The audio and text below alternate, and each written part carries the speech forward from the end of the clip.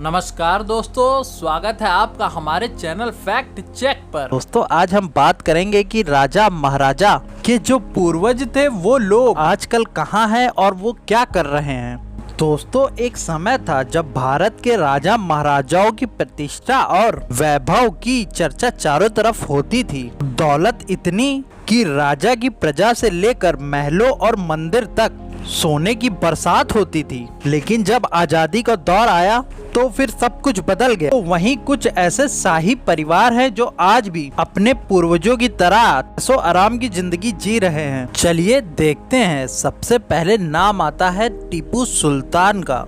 अंग्रेजी हुकूमत के खिलाफ आवाज उठाने वाले पहले शासक।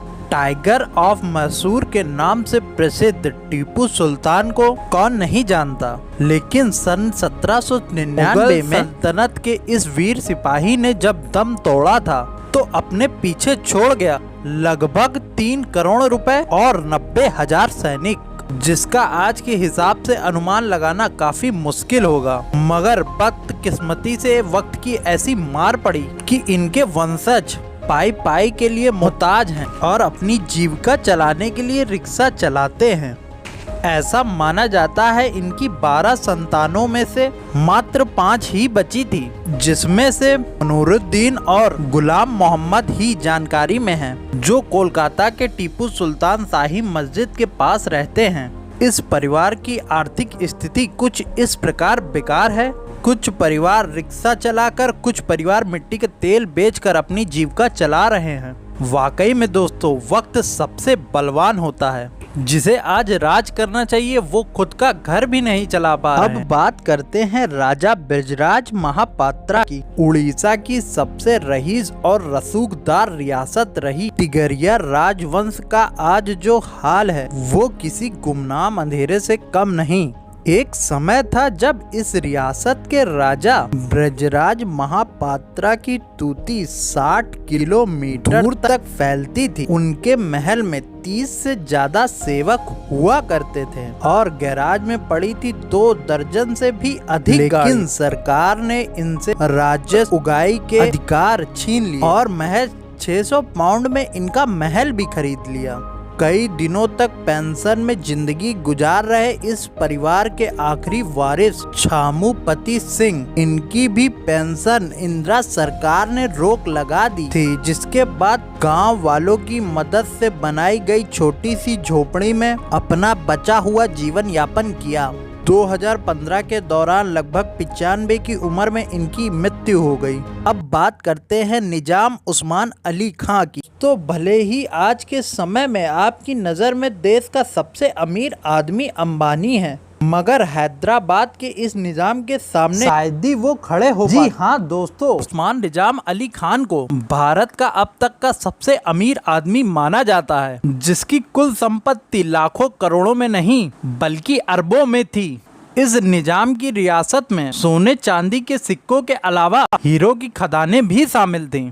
मगर आज़ादी के बाद भारत में इस रियासत का विलय हो गया और सब कुछ सरकार के हाथों लग गया। आज इनके पौत्र मुकर्रम जहां तुर्की के शहर इस्तांबुल में एक छोटे से फ्लैट में रहते हैं, ही इनके अन्य भाई संपत्ति के लिए संघर्ष कर रहे हैं। अब बात कर बहादुर शाह जफर की। इनको भारत का सबसे उम्रदराज शासक के नाम पर जाना जाता है, जिन्होंने दिल्ली के तख्त पर वर्षों तक हुकूमत की। मगर उनकी 6वीं पीढ़ी से ताल्लुक रखने वाले जियाउद्दीन टकी की हालत बहुत ही खस्ता है। वो मौजूदा अपने 2 बच्चों के साथ किराए के कमरे में रहते हैं। मात्र पेंशन के भरोसे बैठे जियाउद्दीन टकी को परिवार चलाने के लिए काफी संघर्ष करना पड़ता है, जिसके लिए वो शासन प्रशासन से अपील भी करते रहते हैं, इस उम्मीद में कि भारत सरकार उनके पुरखों की संपत्ति उन्हें वापस लौटा देगी। इनकी मांग है कि मुगलों को मिलने वाली पेंशन को बढ़ाकर 8,000 तक कर देना चाहिए। खैर अब राज तो नहीं रहा, समय बदल चुका है। इस समय सरकार से सिर्फ अपील ही कर सकते हैं, बाकी तो उनके हाथ में है। दोस्तों ये कुछ ऐसे वंशज थे जिन्होंने अपने पूर्वजों के दौलत का ढिंडोरा पीटना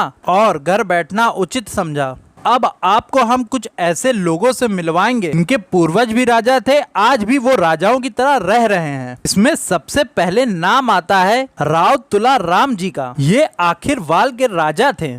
जिनकी रियासत हरियाणा से लेकर पंजाब तक थी। ये भारत के उन चुनिंदा राजाओं में से एक थे जिन्होंने कभी भारत के सामने सर नहीं झुकाया। हालांकि इनकी मृत्यु एक यात्रा के दौरान हो गई थी, मगर आज भी इनके वंशज हरियाणा में रहते हैं, जिनमें से राव इंद्रजीत सिंह एक जबरदस्त निशानेबाज के साथ साथ केंद्र सरकार में मंत्री भी हैं एवं कुशलता से अपनी राजनीति चला रहे हैं। दोस्तों, महाराणा प्रताप की शौर्य गाथा से तो हर कोई वाकिफी है। कहा जाता है कि इस परिवार ने मेवाड़ के शासकों पे वर्षों तक राज किया और देश के आजाद होने पर सबसे पहले विलय यही राज हुआ था। इनके वंशज में सबसे प्रमुख अरविंद सिंह मेवाड़ आज भी अपने परिवार के साथ उसी महल में रह रहे हैं जहां कभी महाराणा प्रताप का दरबार लगता था। आपको बता दें, महाराणा प्रताप के बाद वो 21वें महाराणा हैं जिनकी शादी कच्छ की महारानी विजय राज के साथ हुई और आज ये कई होटल्स के मालिक हैं, जिसके बदौलत ये अपना जीवन ठीक उसी रसूख के साथ जी रहे हैं जिस तरह कभी इनके पूर्वज जिया करते थे।